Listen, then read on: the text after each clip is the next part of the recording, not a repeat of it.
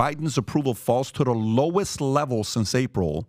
Reuters, Biden's approval rating has reached its lowest since April, with only 39% of respondents approving of his performance as president, down slightly from October and September. This decline raises concerns about his re-election prospects in 2024, especially as he's expected to face former President Donald Trump in a rematch. The poll also revealed growing unease among respondents about war and foreign conflict. He's been asleep, with 8% ranking it as their top concerns in November, up from 4% in October. This reflects heightened concerns surrounding the Israel-Palestinian conflict, making the highest level of war-related concerns since April of 2022. The economy remains a significant concern for 20% of respondents, while crime and environment were cited as 9% and 7%. So you're making a point that it is going to show up if it continues like this.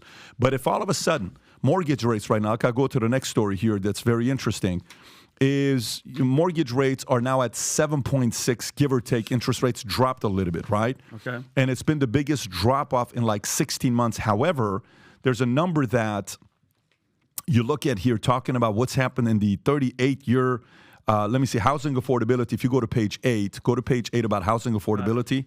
Housing affordability, it's 39-year low. You know what's 39 years? Vinny, how old are we? 45. I'm 45. What's 39 years ago?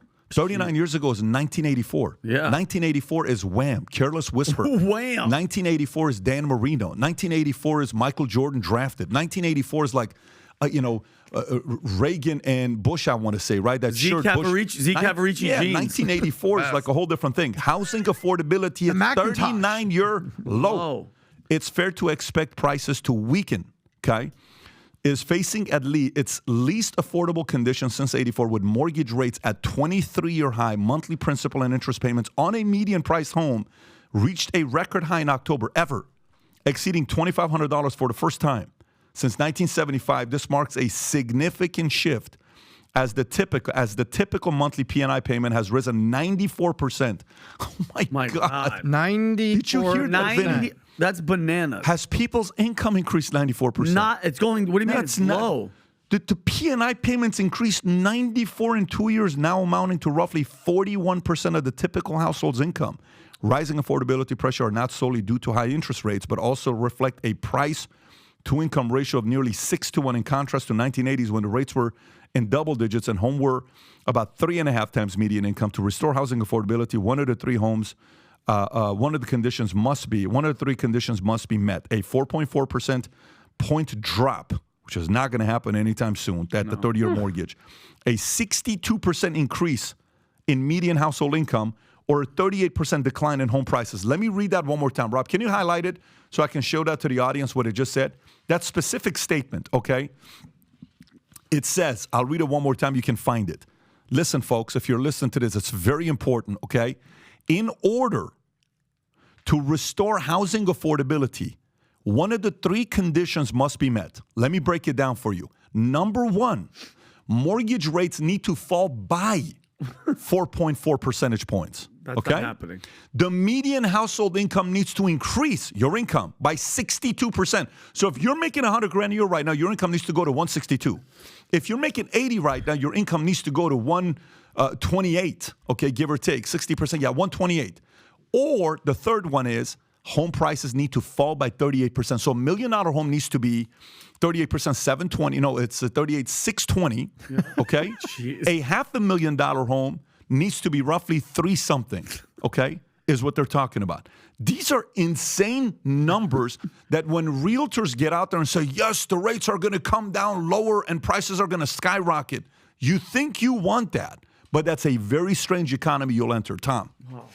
Exactly. When I read this, and I look at it, the decline in prices, we need more homes for sale. Anybody who's looked at any of the national information, and you don't need to be, a geek on stats like me. You just read your casual. Come on, Tom, you're better than that. You're not just a geek. You're a cool, fun guy. We had a great lunch today. I'm a cool geek. No, my point is, visualize this. If there's not enough for sale, the price is up. So we suddenly need we need the current homes that are for sale. I read we need that, Pat, to almost double. So if the number of homes for sale almost doubled, more selection means the price will come down. And a 62% increase in median household income means that the 72% of American females that are not on OnlyFans have to get on OnlyFans, so that suddenly Told you it was cool, household y'all. income. By the way, this is a public service announcement for the Saucecast, available later this week. Tomorrow, huge show. You got that?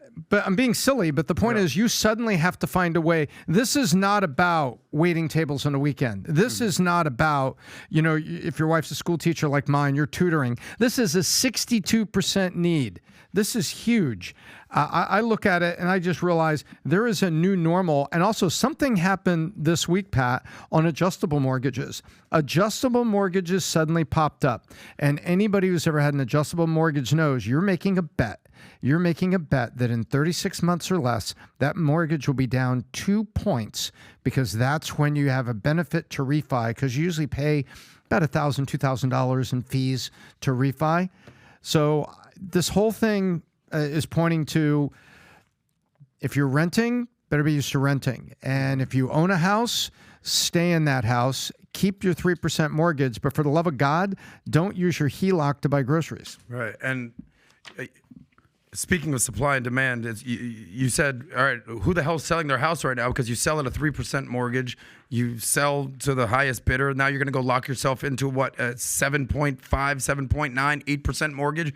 You're not going to do that. And I think that's a 30-year fix. And over a 15-year fix, I think it's closer to 7%. So in other words, if your old house had a $400,000 mortgage, your new house could only have a $210,000 mortgage. So where the hell are you going? But it's funny because I covered this yesterday.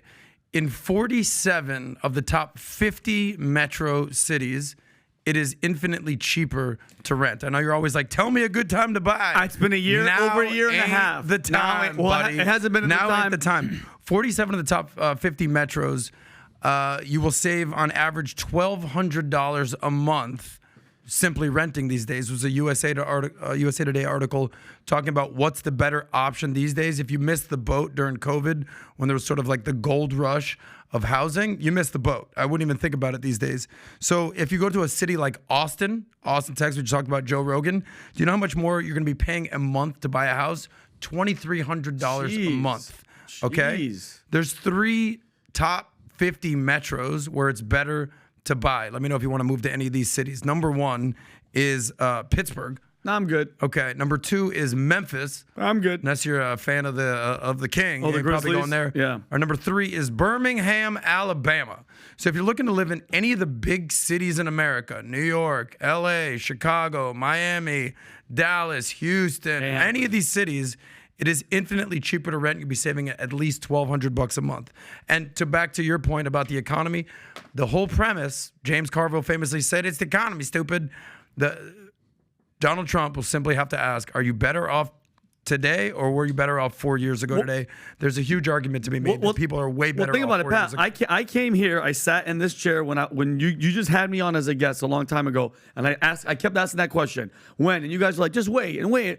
It's been over 2 years, and it's gotten worse and worse and worse and worse. So if that doesn't wake the people up, that's right. When I see these polls, and I hate polls, but you see Trump is up by, he's 52% and Biden's at 48.